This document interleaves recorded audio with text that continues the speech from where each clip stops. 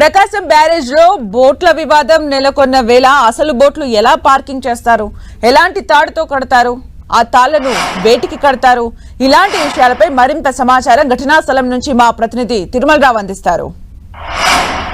ప్రకాశం బ్యారేజీని 3 బోట్లు ఢీకొనడం జరిగింది. ఆ బోట్లు ఢీకొన్న గొల్లపూడి సమీపంలోని ప్రదేశంలో మనం ఉన్నాము. ఇక్కడ చూడొచ్చు, ఈ కృష్ణా నదిలో వరద ఉధృతకు వచ్చినప్పుడు బోట్లు అయితే పార్కింగ్ చేస్తారు. ఈ బోట్లు పార్క్ చేసే విధానం ఎలా ఉంటుందో కూడా మీకు చూపించే ప్రయత్నం చేస్తాను. ఇక్కడ చూడొచ్చు విజువల్స్లో పసుపు కొమ్మకి దానికి సంబంధించి ఒక బలమైన తాడు కట్టారు. దాన్ని మోకు అంటారు. ఆ మోకు చాలా బలంగా ఉంటుంది. ఈ తాడు, ఈ మోకు సంబంధించిన తాడు కొంచెం ముందుకు వచ్చిన తర్వాత ఆ మోకుకి ఒక ఐరన్ తాడు అయితే కట్టడం జరిగింది. ఆ ఐరన్ తాడు కట్టి అక్కడ ఏదైతే బలమైన చెట్టుకైతే ఈ తాడు కట్టేస్తారు. దీనివల్ల ఏదైనా వరదలు వచ్చినప్పుడు ఇక్కడ నుంచి కదలకుండా ఉంటాయని చెప్పేసి కొండ వాళ్ళు చెప్తున్నారు. మరో చెప్పచ్చు, వరదలు ఎంత ఉధృతంగా వచ్చాయో ప్రధాన కారణం మీకు ఇక్కడ చూపిస్తాను.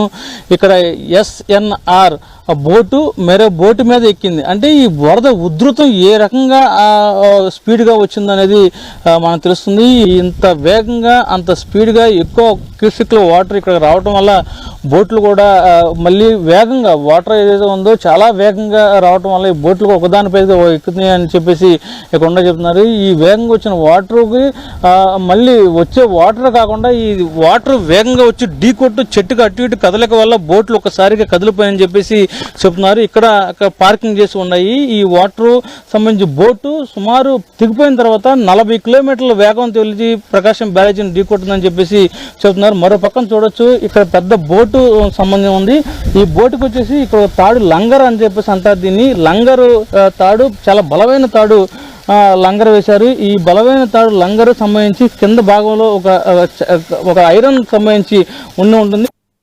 ఐరన్ సంబంధించి చెక్క లాగా ఉన్న ఐరన్ కూడా ఈ బోటుకు ఉంది. ఈ బోటు సంబంధించి ఈ పెద్ద తాడు కట్టడం జరిగింది. ఈ తాడు మళ్ళీ మొత్తం 4-5 ప్రదేశాల్లో ఈ బోటుని నిల్వ చేయడానికి, ఇక్కడ హోల్డ్ చేయడానికి సంబంధించి ఇక్కడ ఎవరైతే బోటు నిర్వాహకులు చెప్పారు. ఈ 4-5 తాళ్ళు, 4 వైపు నుంచి 4 తాళ్ళు ఈ పెద్ద మోకు సంబంధించి ఇక్కడ చెట్టు చూడొచ్చు మీరు, పెద్ద పోత్రా చెట్టు అంటారు దీన్ని. ఈ పోత్రా చెట్టుకి ఈ ఎవరైతే ఉన్నారో ఈ బోటు నిర్వాహకులు తాడు కట్టున్నారు. అదేవిధంగా ఏదైతే ఉండే 3 బోట్లకు సంబంధించి నేను ఇక్కడ పార్కింగ్ చేశాను. పార్కింగ్ చేసిన సమయంలో నీరు ఒరవడికి బోట్లు కొట్టుకుని ఒకదానికొకటి ఢీ కొట్టుకుని ఇక్కడ నుంచి వాటర్ వెళ్ళిపోయి బోట్లు వెళ్ళిపోయి వాటర్లోకి చాలా స్పీడ్గా ప్రకాశం బ్యారేజీని ఢీకొందని చెప్పేసి ఎవరైతే ఉన్నారో నిర్వాహకుడు బోటు సంబంధించిన వ్యక్తి ఉషాస్త్రి పోలీసులకు అయితే సమాచారం ఇవ్వడం జరిగింది. కానీ ఈ పోలీసులు దీనికి ఇచ్చిన సమాచారంలో చాలా కుట్రకోణం దాగి ఉంది.